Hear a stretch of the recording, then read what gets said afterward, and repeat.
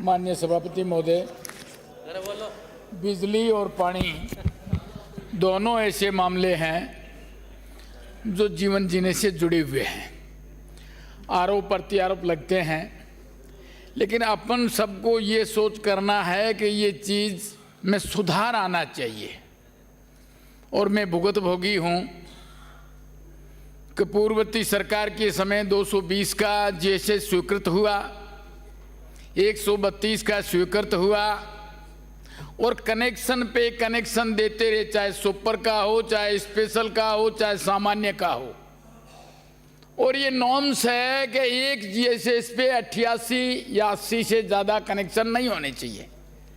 तो अपन ने तो कनेक्शन 125 और 150 कर दिए। तो किसान के साथ तो आदरणीय ये बहुत बड़ा धोखा है। उसको कैसे मिलेगा लाइट? रबी की फसल मैंने हकीकत में वहां जाके देखी कि लोगों का बीज उनके खेत के अंदर ही रहा। ये मेरे जैसलमेर की स्थिति थी। मैं मानता हूं कि इस चीज को सुधारने में समय तो लगेगा।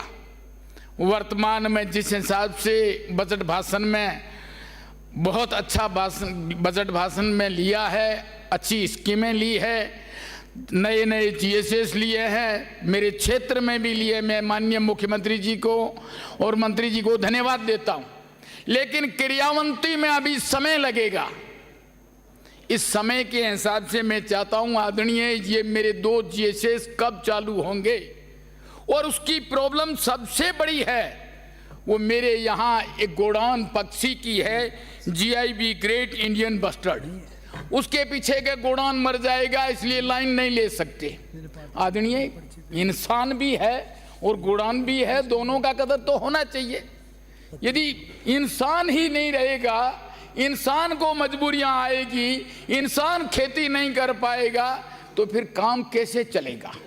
मेरा निवेदन है आदरणीय कि मंत्री जी, पहले तो ये करोगे, आपने इसके बारे में एक कमेटी जैसलमेर भेजी। हम जनप्रतिनिधियों को किसी को भी पता नहीं है कि ये कमेटी क्या फैसला करके आई। इसलिए आदरणीय आपसे निवेदन करना चाहता हूं कि इस कमेटी ने जो फैसला किया है और हमारे ये दोनों जीएसएस कब शुरू होंगे, एक तो आदरणीय ये बताना, ताकि मेरे को जाके भी जनता जनार्दन है, मेरी ऑडिट 4 महीने 6 महीने की देनी है। दूसरा निवेदन है कि कुछ ऐसे जीएसएस है जो 33/11 के बनाने हैं। आप कनेक्शन देते जाते हो, पूर्ववर्ती सरकार में भी दिए, हमने भी घोषणा कर की कि हम भी देंगे, लेकिन उसके अंदर आपको बिजली तो देनी पड़ेगी, तभी तो कनेक्शन होगा। आज हालात ये है कि जो कनेक्शन दिए हुए हैं उनमें भी मुश्किल से लाइट नहीं आ रही है। और सबसे बड़ी परेशानी ये हो रही है आदरणीय के थ्रू आउट बिल आ रहा है, मीटर रीडर से बिल नहीं है। रेगुलर बिल जो उतार चढ़ाव दोनों का बराबर करके हर महीने आ रहा है। किसान तो मारा जा रहा है। किसान कहां से पैसा भरेगा? उसका थ्रू आउट बिल आता है और बिल के लिए उनको यदि मीटर रीडिंग हो तो ये तो होता है भाई रीडिंग कम आई है तो पैसा ही तो कम लगेगा। पैसा तो आप पूरा ले रहे हो, 6 घंटे के हिसाब से ले रहे हो, और लाइट के अंदर ट्रिपिंग आ जाता है, 2-2 घंटे तक रुक जाते हैं। तो मेरा निवेदन है आदरणीय, ये सबसे बड़ा काम है। दूसरा निवेदन और है, हम धन्यवाद देते हैं आदरणीय हमारे देश के प्रधानमंत्री जी को। 1 मिनट, मेरे क्षेत्र के हिसाब से दूरियां हैं, चाहे वो पानी की पाइपलाइन का हो और चाहे बिजली का हो।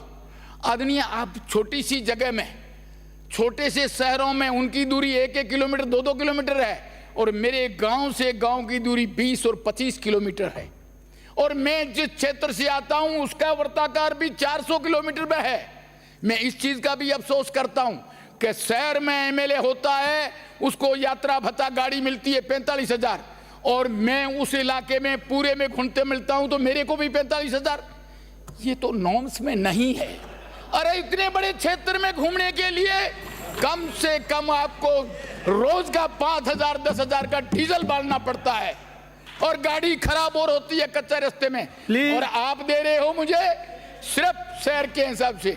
आदरणीय हमारे कालीचरण जी घूमते हैं, उनको भी 45,000, वो तो मुखमल की रोड पे घूमते हैं और हम घूमते हैं पूरे क्षेत्र के अंदर 400 श्री जयकृष्ण पटेल और जी, उसका भी वही रेट।